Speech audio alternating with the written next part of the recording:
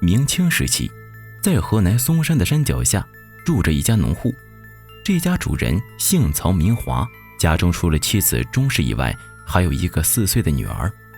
平时曹华在山坡上种地务农，钟氏就在家操持家务，每天日出而作，日暮而归，生活虽然平平淡淡，一家人倒也过得恬淡闲适。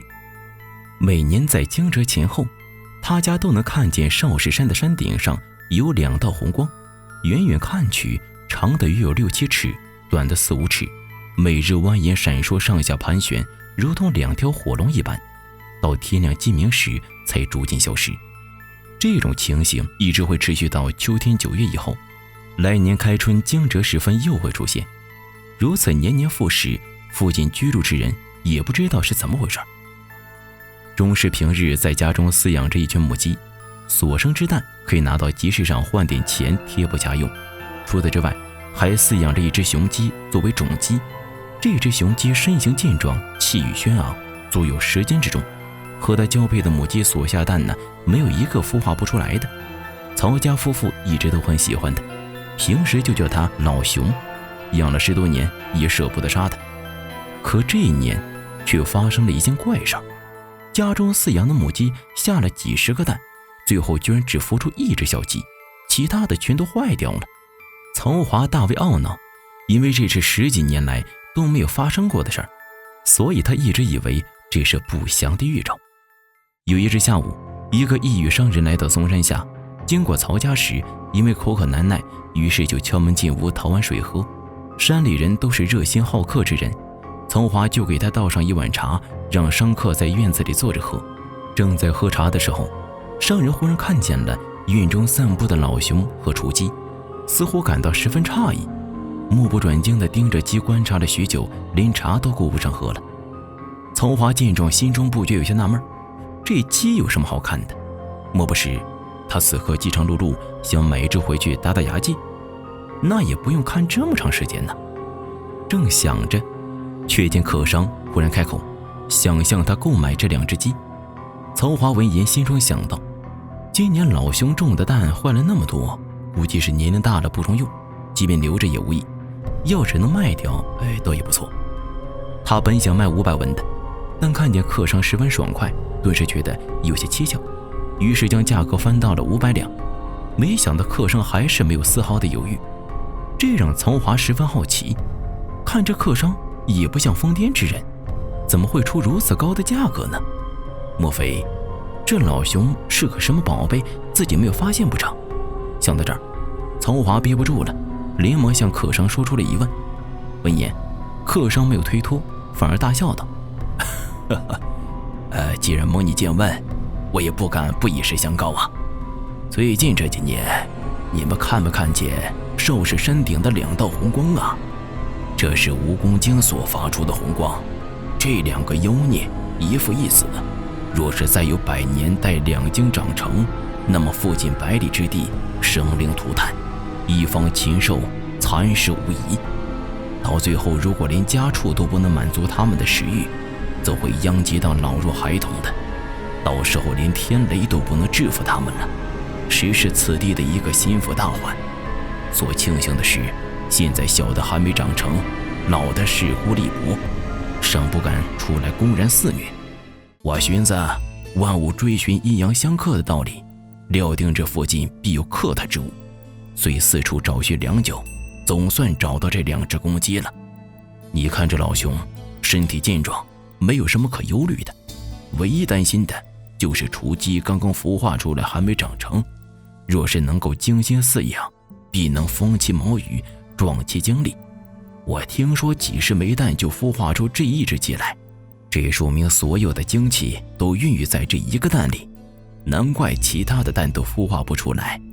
到明年的这个时候，雏鸡就长成了，那时它就可以帮助老熊放手一搏，制服2只蜈蚣精也不是什么难事。曹华听得此言大为不解，为何我没看出这2只鸡和别的鸡有什么异样啊？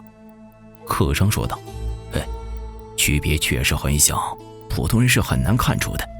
一般的鸡眼脸都是上眼的，唯独这种是下眼的，故此鸡名为怒禽，传说是凤凰遗传的支脉。说毕，他便起身告辞而去了。临别之际，对曹华说道：“来年再来拜访。”转眼1年过去了，待得第2年惊蛰刚过，客商果然如约而至。那2只鸡也被装在笼子里带了过来。只见老熊精神矍铄，雄风依旧，小雏鸡也长成了，不仅健硕有力，身形相貌居然也和老熊不相上下。这次客商直接就住在了主人家中，曹家2口锅酒煮茶自不待说。过得3日的一个黄昏，客商刚刚用完晚饭，忽见少室山顶2道红光乍现，情形如同前几年一般。客商这几日每晚都在潜心观察，此时一见大为欣喜，急忙对曹华道：“妖物又出来了。”说毕便匆匆回屋准备好东西。第2日给2只鸡吃饱喝足，养作气力，待到日暮时分，就带着他们上少室山去了。是夜2更天后，曹华又看见少室山上红光2道，如同2股电光一般。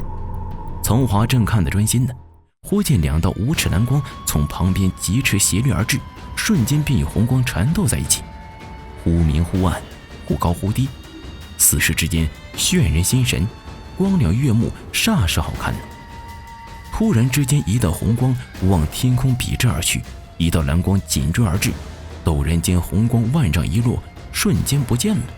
曹华心中暗喜呀，知道有一只蜈蚣精已经被歼灭了。此刻上于一道红光在左冲右突，只是已被2道蓝光紧紧包围，估计也没有什么作为了。再看得片刻呢，果然红光逐渐慢了下来，又到了一盏茶时分，气渐披靡，就像一片败叶被狂风吹落一般掉了下来，就此消失，再也不见了。此时东方欲白，曹华心知2只妖物都已经被除掉了，于是在炉子上煮好早茶，等待客商回来。过了1个时辰呢，客商果然回来了。只见他满脸疲惫之色，左手拎着鸡笼，2只鸡遍体鳞伤，精神沮丧地趴着，右手则用树枝拖着2只蜈蚣的尸体，大的长约6尺，尚没有死透，小的长5尺多，已经僵直多时了。曹华见此情形，不由啧舌不已，于是问客商：“这2只妖精的尸体还有用吗？”客商道：“红光外逐，身体内一定有不少的宝珠，可辟百毒。就是这尸体，把皮剥下来做剑鞘，也能值千金呐。”说毕，便把鸡交给曹华道：“请你好好照顾他们，他们出力过度，已然快油尽灯枯了。依我看来啊，这雏鸡活不过10天，老熊中毒稍浅，也活不过半年。他们有功于人，希望您能好生安葬。这2只鸡都身有剧毒，千万不能食用，切记切记。”说完，又拿出200两纹银给曹家作为谢意，然后用木匣装了2只蜈蚣精的尸体，和曹家夫妇告辞而去。到了客商所说的日子，2只鸡果然先后毙命。曹华谨遵客商的嘱托，将他们一起埋葬了。好了，这则民间故事到此就结束了，摘自小说，并非真实。喜欢这个系列的话，别忘了3连1个支持一下哦。当然，你也可以关注我的官方公众号老烟斗，回复明清即可获取上百个类似的民间小故事，可以一次看个过瘾。咱们下周不见不散。大佬们好，我是你们最爱的老烟斗，一个充满才华的美男子。今天主要有件事情想和大家说下，希望大家能够支持。我新写的小说《猫仙尊》更新了，讲述一个人变成猫，经历各种闻所未闻的灵兽、未知生物和冒险的故事。这里面有1层楼那么大的猫，修成人身的老鼠，口吐人言的黄鼠狼，妄图成神的狐狸精，3只脚的上古异种金乌，等等等等异兽灵兽。当然也加入了很多视频不能说但非常有意思的都市传说。如果非要用一句话来形容的话，大家可以当做现代版的《山海经》来看。这是一个充满稀奇古怪异兽的故事。目前这本书只在7点更新，真心希望真爱粉能够前来支持一波。之所以发这个视频呢，求助大家，是因为目前人气真的有点惨淡，评论区才100多个评论。至于好不好看，我也不自夸了。喜欢我视频风格的朋友，在等待视频更新或者无聊的时候，真的可以来尝试着看一看，说不定会打开新世界大门，说不定除了视频外，你们还会被我的财阀折服呢。另外，有老叔纯阳鬼胎和化妖证明，猫仙尊真的会给大家展现一个有趣的世界。看过的小伙伴，希望弹幕一个666证明一波吧。